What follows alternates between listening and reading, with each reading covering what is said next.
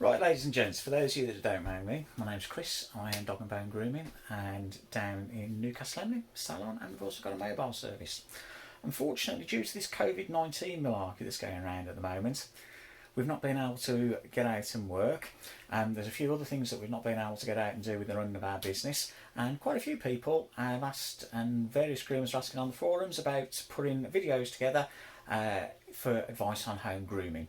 So I thought I'd throw this together for you. First of all, we'll have a quick look at some of the kit we use, and these are my favourite bits of clippers. Heineke, available for around about £300 mark. Lots of online sources to go and get them from. We've also got the blades, most importantly, that sit on the top. These start around 25 quid and go up to around about 40, dependent on brand. We then have a collection of scissors.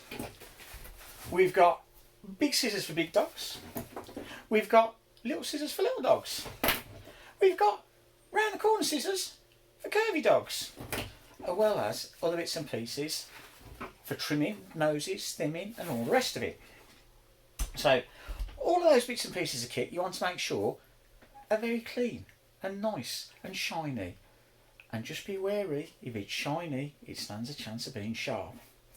So before you even start going anywhere near, you want to decide and have a look at what style and what you've got to take into consideration when cutting the dog's hair. So we're now going to link a few bits and pieces together for you to show you the type of things you can do. Now, first off, this is how confident I am about how clean and how sterilised my kit is. Being a bit old fashioned, we like to give it a bit of a soak in this stuff before we use it. But then, how clean is it? I'll show you. I'm just going to go and get the big, miserable, moody old dog that I'm doing today. He's a right miserable, that he is.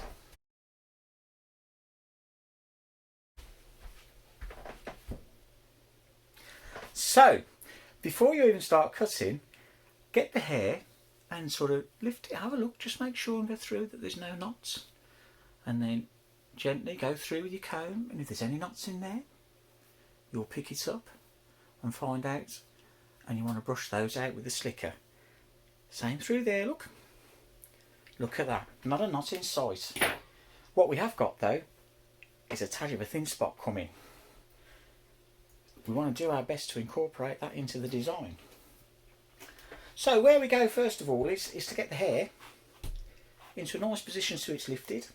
It has been cleaned and blow dried already this morning, but as you can see, this owner's not particularly fussy about style. But I thought what we'll do is we'll show you some traditional cuts. So don't go away, and we'll go with the different styles. Now, being as you've been out and not listened to what we said about the nice shiny set of clippers, and you've bought yourself a pair of £30 Argos specials, I'm going to show you what you can do. They'll be fine, but I'll show you what will happen.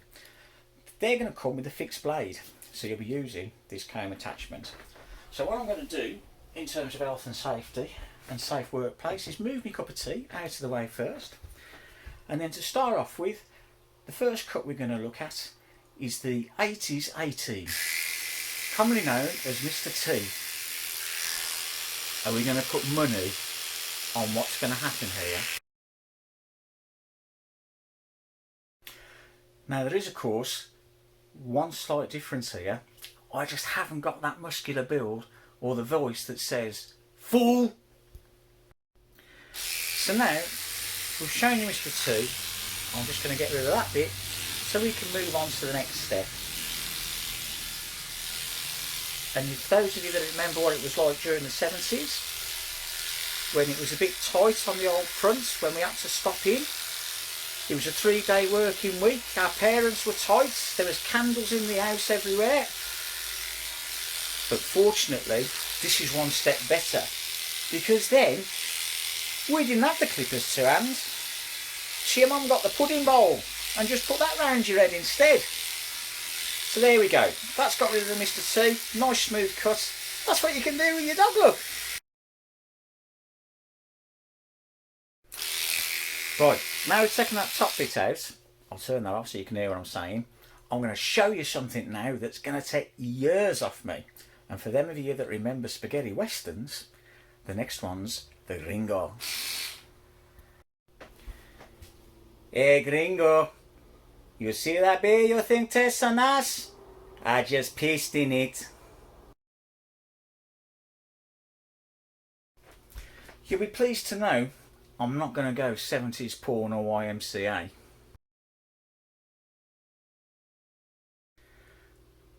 What I might do though is consider an 1870s. Don't go away.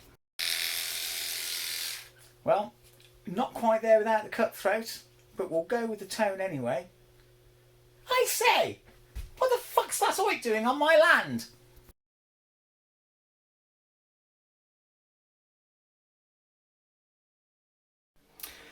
Now, the final bit of it for me, and this big hairy mutt, some of you are going to wonder what this is. Some of you may have seen it with your granddad. It involves soap in a dish, a bit of a brush, and a razor. But I'm not going to show you this, just in case there's a slip and it gets messy. But where we're going now is the final step down to the pop star finish.